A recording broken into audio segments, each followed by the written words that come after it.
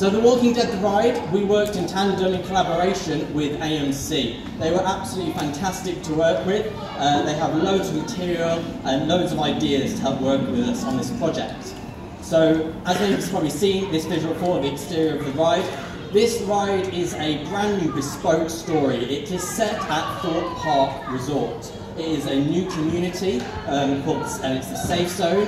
And as we said at the start, walkers invaded the island and we've made somewhere that is a safe zone, inviting our guests to join us and be part of a brand new community.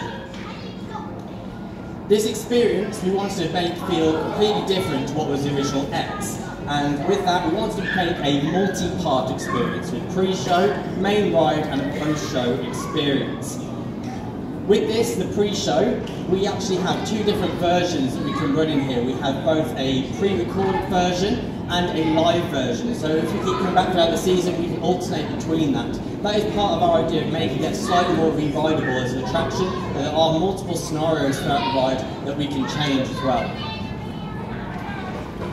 As I said with The Walking Dead, the show, we wanted to create an attraction that the fans of the show would completely fall in love with loads of references and Easter eggs to characters from the show, as well as architectural styles and references to it.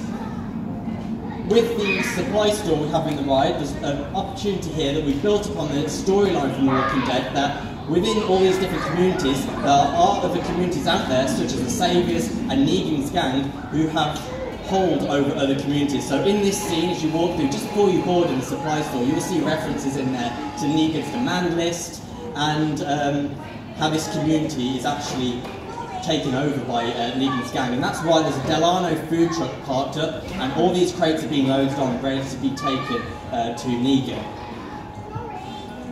The ride was the biggest challenge for us to work on, as that ride inside, when we got into that space, is very compact. There isn't a lot of space to work within there. And so from this point, we wanted to really try and do as much show and storytelling with X. The brief was to make it feel as completely different to X and the disco rave that it was before, and create a storytelling ride experience.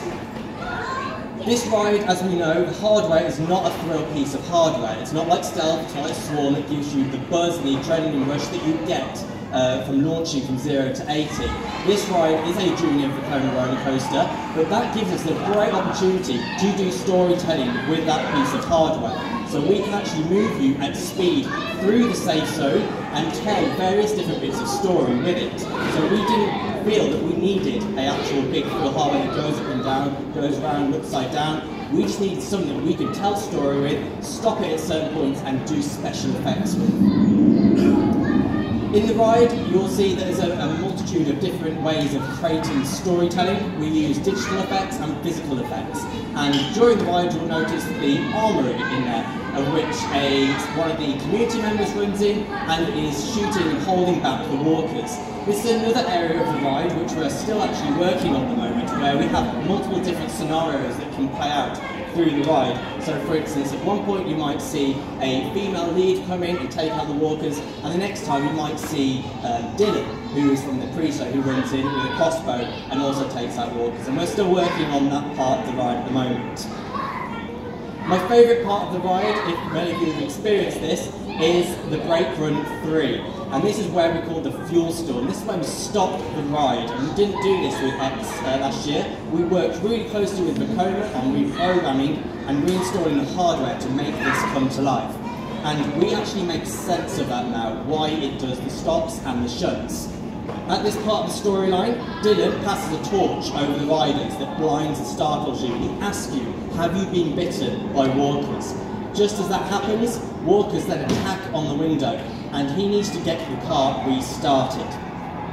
As the car tries to restart, it fails. It uses so much power to start up, you can hear the engine starting on the ride, and it shunts 3 times. Every time the train shunts, the lights dim and it becomes more and more intense. As the ride dispatches from the ride station, this is a small detail you may notice we've just put into the ride recently, is that the lights in the preload station all dim. And that's another small bit of storytelling, that this system uses a lot of power to actually get it to move. So it's all those finer details and lighting techniques we're still looking and working and implementing into the ride. With that scene, once we've got restarted, if you are definitely sitting in the front row of this ride, you will notice a walker in the distance, and Dylan actually fires 3 gunshots. The first 2 just miss the walker, and the third one ends up hitting a fuel canister. And this scene was developed with AMC in reference to when Carol is fighting back walkers and firing at an oil canister and oil drum that ends up exploding. And that makes sense to us having this fake fire effect in the ride that the riders end up flying through this point. Within the attraction, we do have approximately 30 different walker figures, full life figures throughout the ride, all in various states, all approved by AMC. After that fire effect scene, we've actually created these burnt walkers that have a fiery tinge to them, lights flashing to give the effect they are still burning. Because the only way, if you watch The Walking Dead, to kill a walker is to actually fire something through their head. At this point, we actually take your photograph, and we thought it was a brilliant point to take your photograph because we use the flash of the camera to both disorientate you and startle you, but we also have the walkers at the side trying to scare you. And we've noticed on the photos, actually this is really working really well, where we've actually got people either covering their eyes for the fire effect or smiling with glee at the fact they've just thrown these cool special effects. The next part of the ride is the electrical room. So we ended up going to that ride, creating new portals and new areas the ride could jump on through and bunny hop through. At this point in the ride, we've added a brand new stop into the attraction on Great Run 4. We've never stopped the train here before, and we stop it for 10 seconds and do another show around you around the electrical room. One thing we've tried to add to this ride for both the fans of X No Way Out and X is all these small hidden Easter eggs that you'll find within the ride. I know many of you have seen posts on Twitter, have noticed the one on the Delano Foods van, which has the X No Way Out Walking Dead registration number. And we kind of did that because we know many of you saw our plans that went out online and we accidentally left on there the X No Way Out Walking Dead project name on there, so you all worked that out. So we put that as a bit of a nod to you guys for that.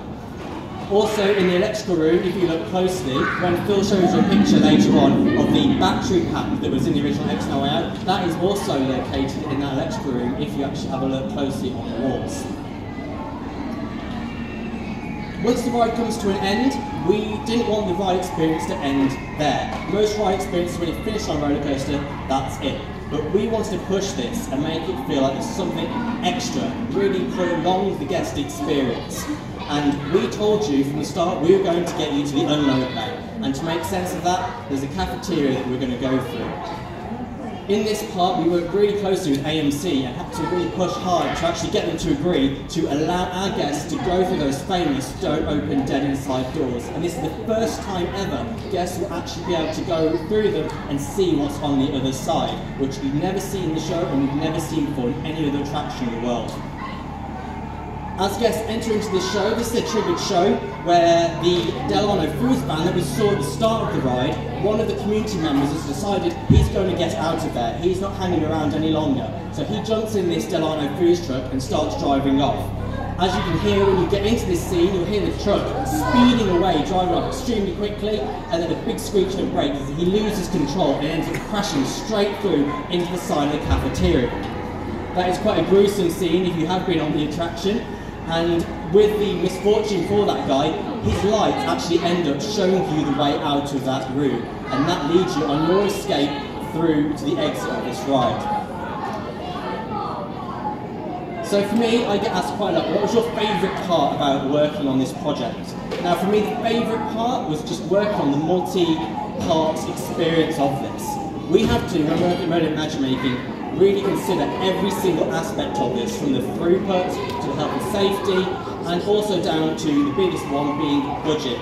Now, I could easily go on Planet Coaster or No Limits, like many of you guys do, and start building a £1 billion coaster. But in the real world, there are scales we do have to work to. And that was the biggest challenge in this, because we were really adamant we wanted to keep the essence of a multi-part experience, ensuring we had a pre-show, a main ride, and a post-show experience to this. We have 3 different centred areas in this ride. We have the loading area, which has a smell of engine fuel in there when the truck is in there. We also have the exit corridor, which has the lovely smell of rotting flesh. And the worst part is in the cafeteria, where it made many of us feel sick when we had to test out what is the worst smells to put in this. and we actually have the smell of flatulence in there. And it made me put a lot of people off working on that day when those first were installed, and we didn't switch them on to the very last minute of the ride. So, that is it for the walking down the ride. I hope you enjoyed seeing some of these never before seen shots. I will be around for the next 20 minutes, so if you want to come over and ask me any questions, and I really do hope you enjoy the ride when you next get to go on it. Thank you very much. Once again, if you can give a massive round of applause to Mr. John Burton. I can confirm that John does use some of those smell pots as his aftershave, so if you do want a picture of him, don't get too close. But John is an amazing mind. He has helped curate the Walking Dead the Ride. He's an incredible brain. He's the man who has transformed an iconic part of Thorpe Park's history from X No Way Out, from X to the Walking Dead the Ride. But guys, if you stick around, we have in about 5 minutes time the amazing Phil Pritchard from Memories of Thorpe Park, who's going to be talking about X and X No Way Out. So please all do stick around and listen to Phil's amazing speech. Or you can go off and enjoy the resort, but Phil speaks in about 5 minutes, so I do encourage you, if you've not heard it, to stick around, because he is an ultra talented man and knows a lot about the Pyramid of Dreams that was X No Way Out. So, speak to you guys in a minute.